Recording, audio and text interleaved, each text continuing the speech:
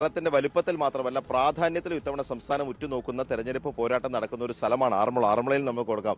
ശ്രീ കുമ്മനം രാജശേഖരനാണ് എനിക്ക് പോകുന്നത്. Good morning. നമസ്കാരം.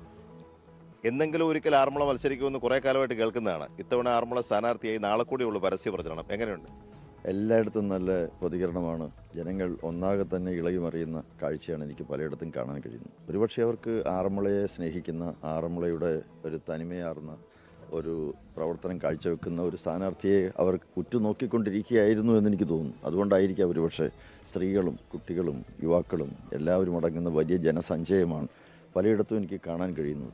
ഏതായിരുന്നാലും ഇവിടെ ഞാൻ സ്ഥാനാർത്ഥിയായി എന്ന് പറയുന്നത് എന്നെ സംബന്ധിച്ചിടത്തോളം ഈ ആറന്മുളയ്ക്ക് ചെയ്ത് കൊടുക്കാൻ കഴിയുന്ന ഏറ്റവും വലിയ സംഭാവന എൻ്റെ ജീവിതത്തിൽ ഒരുപക്ഷെ ഇവിടുത്തെ സ്ഥാനാർത്ഥിത്വത്തിലൂടെ നേടാൻ കഴിയുന്ന ഒരു ജനപ്രാതിനിധ്യമായിരിക്കാം. അതുകൊണ്ടായിരിക്കാം എല്ലാം ജനങ്ങളുടെ ഇഷ്ടം പോലെ എന്നാണ് ഞാൻ വിചാരിക്കുന്നത്.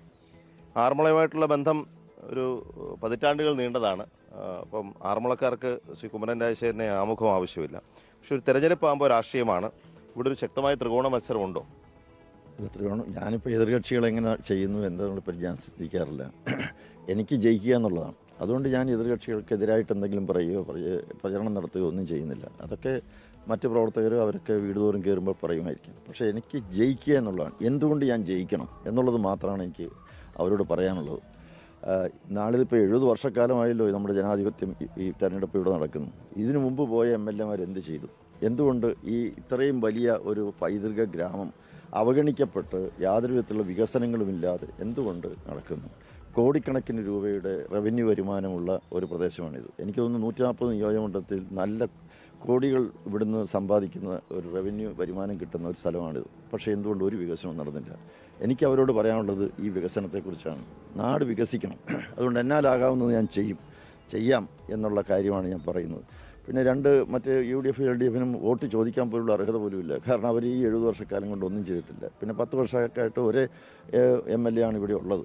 അവരാരും ഒന്നും ചെയ്തിട്ടില്ല എന്നുള്ളത് വളരെ വ്യക്തമാണ്. ഓരോ സ്ഥലത്ത് ചെല്ലുമ്പോൾ കുടിക്കാൻ വെള്ളമില്ല, റോഡില്ല, പഠിക്കാൻ നിവൃത്തിയില്ല, യുവാക്കളൊക്കെ നാട് വിടുന്നു. ഈ ചിത്രമാണ് ഈ ഒരു പ്രദേശത്തുള്ളത്. അതുകൊണ്ട് ജയിക്കുക എന്നുള്ള ഒരൊറ്റ ലക്ഷ്യം വെച്ചുകൊണ്ട് തന്നെയാണ് മുന്നോട്ടേക്ക് പോകുന്നത്. മറ്റുള്ളവരുടെ പരാജയം വാസ്തവം പറഞ്ഞ ജനങ്ങൾ കാണുന്നതാണ്. അത് ഞാൻ വിശദീകരിക്കുമ്പോൾ തന്നെ അവർക്ക് ബോധ്യപ്പെട്ടുള്ള ഒരു കാര്യമാണ്. ജയിക്കുന്നതിലൂടെ എനിക്കിത് പരിഹരിക്കാൻ സാധിക്കും. FCRA കരട് സംബന്ധിച്ചുള്ള പ്രചരണം ഒരു ആശയക്കുഴപ്പം അവസാനം BJPക്ക് ഉണ്ടാക്കിയോ? അതിലെ വിശദീകരണത്തിൽ ഇവിടുത്തെ വോട്ടർമാരൊക്കെ തൃപ്തരാണോ? ഞാൻ എല്ലാ സഭകളുടെയും ഉന്നതസ്ഥാനീയരായിട്ടുള്ളവരെ കണ്ടു, സംസാരിച്ചു. അവർക്കൊരു തെറ്റിദ്ധാരണ ഇപ്പോഴില്ല. കാരണം എന്ന് വെച്ച് കഴിഞ്ഞാൽ ഇതെല്ലാം ഓരോരോ കാലങ്ങളിൽ സർക്കാരിനെതിരെ, കേന്ദ്ര സർക്കാരിനെതിരെ ഇവിടുത്തെ LDF UDF കോൺഗ്രസും CPM അഴിച്ചുവിടുന്ന കുപ്രചരണങ്ങളാണ്. അവർക്കിത് ബോധ്യപ്പെട്ടിട്ടുണ്ട്. പ്രത്യേകിച്ച് ഈ പ്രധാനമന്ത്രി തിരുവല്ലയിൽ വന്നപ്പോഴും അത് വളരെ വ്യക്തമാക്കി. ഒരു തെറ്റിദ്ധാരണയുമില്ല. അവരെ സംബന്ധിച്ചിടത്തോളം അവർക്ക് വേണ്ടത് ഈ നാടിൻ്റെ വികസനമാണ്. ന്യൂനപക്ഷങ്ങളെ സംബന്ധിച്ചിടത്തോളം ഈ പ്രദേശത്തെ ന്യൂനപക്ഷങ്ങളെ സംബന്ധിച്ച് ഞാൻ അപരിചിതനല്ല. ഞാൻ എന്നും അവരുടെ ഒരു സുഹൃത്താണ്. അവരോടൊപ്പം തന്നെ കഴിയുന്ന ഒരാളാണ്. ഒരിക്കലും ഇവിടുത്തെ മതസൗഹാർദ്ദമോ മതസഹിഷ്ണുതയോ ഒന്നും ഭഞ്ജിക്കാൻ ഞാൻ കൂട്ടുനിന്നിട്ടില്ല എന്നുള്ളത് അവർക്ക് വളരെ വ്യക്തമായിട്ട് അറിയാവുന്ന കാര്യമാണ്. അവരുടെ ഏത് കാര്യത്തിനും ഓടിച്ചെല്ലുന്ന ഒരാളാണ്. അതുകൊണ്ട് മതസൗഹാർദ്ദം ഊട്ടി ഉറപ്പിക്കുക എന്നുള്ള എൻ്റെ പ്രഖ്യാപിതമായിട്ടുള്ള ലക്ഷ്യം നിറവേറ്റാൻ എനിക്ക് ഈ നിയോജകമണ്ഡലത്തിൽ കഴിയും.